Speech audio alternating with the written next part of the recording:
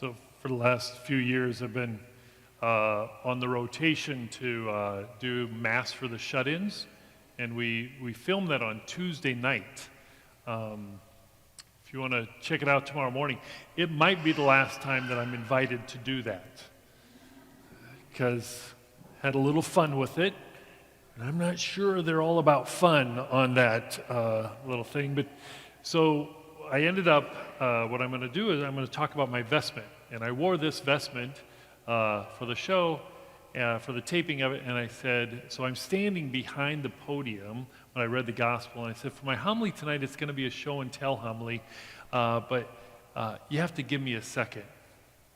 And I do that, and I had worked it out with the cameraman, and they cut away, and then I went back over, and I went and stood in front of the presider's chair, and then as soon as they came back on, I went, okay, good, there we are. And so it looked pretty good on camera, I think. It was kind of fun. But so the reason why I talk about this, because this is the vestment that the pilgrims that I was just with in France this fall, they bought one for me and for Father Ralph O'Donnell, the other spiritual leader for that trip. This was the vestment that was identical to this that we wore when we were at the chapel in Lisieux, or Lisieux. I don't know if I'm still doing it right, I don't think. But at the home of St. Therese, you know who, right? And the beautiful thing about this is that St. Therese embroidered this. It was her design. And it's actually on the top of the sarcophagus, or where her parents, Louis and Zélie, where their bones are. Their remains are underneath this wooden slab that has this relief on the wooden slab.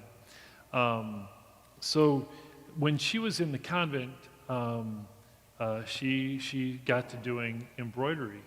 And she did this in honor of her family. So you can see it obviously has the cross in it, but at the bottom of this, it has two roses. And this is for her parents, Louis and Zélie, who were actually canonized saints as well as St. Therese. They were actually canonized as a couple. I'm not sure if there's ever been another married couple that was canonized together.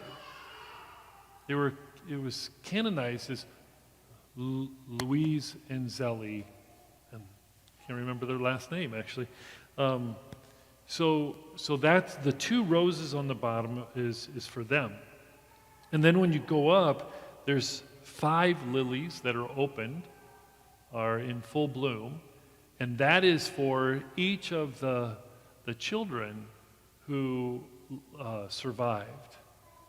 And then there's 4 unopened lilies that are for the children that they had that did not survive. And so St. Therese, she entered a convent where her older sister was already in that convent, and then one of her other sisters joined as well. So at least 3 of them ended up in a convent.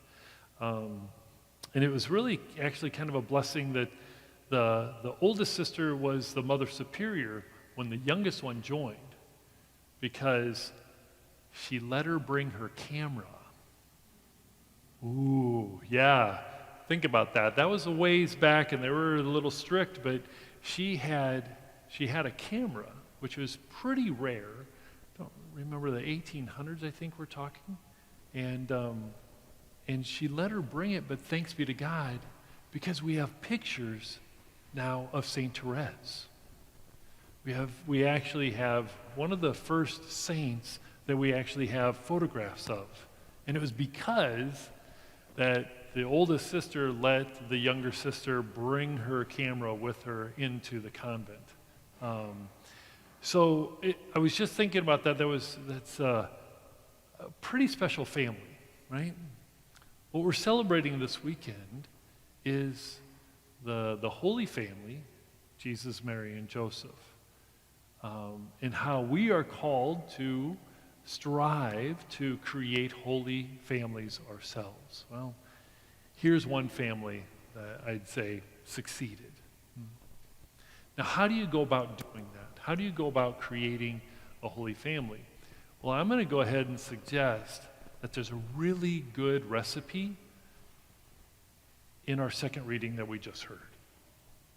And that was, brothers and sisters, put on as God's chosen ones, holy and beloved, heartfelt compassion, kindness, humility, gentleness, and patience, bearing with one another and forgiving one another. Sounds like a pretty good way to strive to reach holiness. I've really been praying with this. There's two people that I know that I'm not doing very well with bearing with in my life right now and forgiving. So I've been really praying this week in a special way.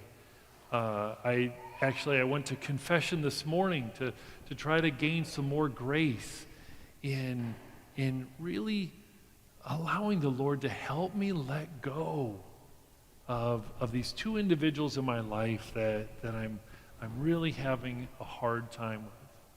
Now, just want to make sure everybody here knows that it's nobody in the parish, okay? All right? I will admit one of them is a brother priest that I have some history with, and I just I'm having a hard time letting go of the grievance that we've had, and it appears to be ongoing. But this is what we're called to, right? And so I'm just letting all of you know that, boy, I'm a work in progress, okay? And hopefully we all recognize that there is one of those areas at least that we can grow in, whether it's patience or if it's compassion or, gosh, what was one of the other things that maybe we can grow in? Humility, gentleness. Okay, that's enough of the reminder, right? Okay, we're getting close to home. So, but let us strive for that, so that we can continually strive to bring about more of Christ's presence and His goodness and His love in the world.